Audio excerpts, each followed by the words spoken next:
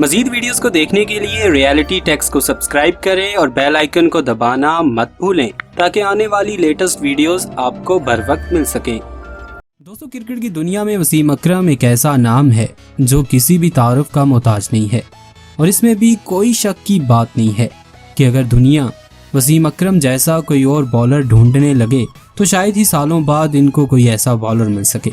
दोस्तों, हम आपसे यहाँ एक और बात शेयर करते चलें। अब तक के जितने भी अजीम बैट्समैन इस दुनिया में हुए, जब भी इनसे बेहतरीन बॉलर का नाम पूछा गया तो उन्होंने वसीम अकरम का नाम ज़रूर लिया। जब वसीम अकरम अपने दौर में बॉलिंग करवाने आते थे तो उनकी मुखालफिन हमेशा परेशानी का शिकार रहते थे और वो अपने मुखालफिन के लिए एक मुस्तकिल सरदर्द बने रहते थे। वसीम अकरम ने इन लेजेंड्स बैट्समैनों के साथ क्रिकेट खेली है जिनकी बैटिंग को दुनिया मानती है।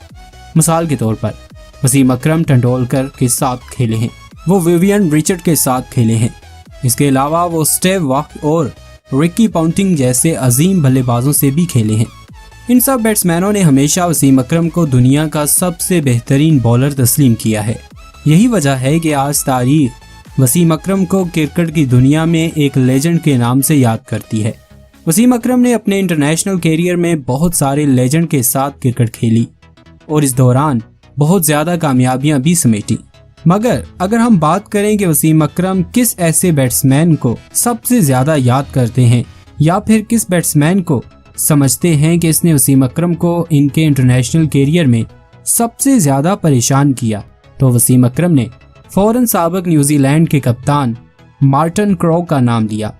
वसीम ने खुद कहा कि उन्होंने सारी दुनिया में बड़े से बड़े बैट्समैन को बॉलिंग करवाई और बिल्कुल भी नहीं परेशान हुए, मगर इस बैट्समैन को बॉलिंग करवाते हुए इनको परेशानी होती थी।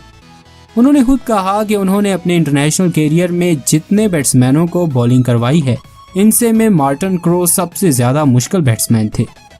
जब इनसे पूछा गया कि वो किस बैट्समैन को समझते हैं कि इसने वसीम अकरम को ज़्यादा परेशान किया, तो उन्होंने कहा कि ये एक मुश्किल सवाल है, मगर उन्होंने अगले ही लम्हे न्यूजीलैंड के साबिक कप्तान मार्टिन क्रो का नाम लिया।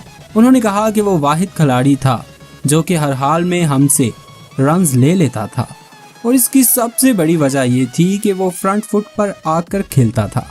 वसीम अकरम ने मजीद कहा कि जब भी किसी बॉलर के सामने कोई बड़ा बैट्समैन फ्रंट फुट पर आकर खेलता है तो फिर चाहे कितना ही अच्छा बॉलर क्यों ना हो, वो बॉलर को ज़रूर परेशान करता है।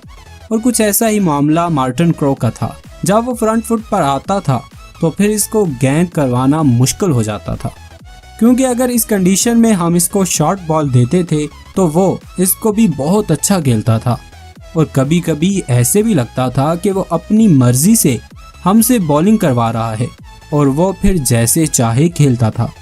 वसीम अकरम मजीद कहते हैं कि मार्टिन क्रो हकीकतन बहुत ही ज़बरदस्त बैट्समैन थे और उनका पाकिस्तान के खिलाफ रिकॉर्ड बहुत ही अच्छा था और उनकी एवरेज बहुत ही ज़्यादा अच्छी थी, जो कि बहुत कम बैट्समैनों की होती है।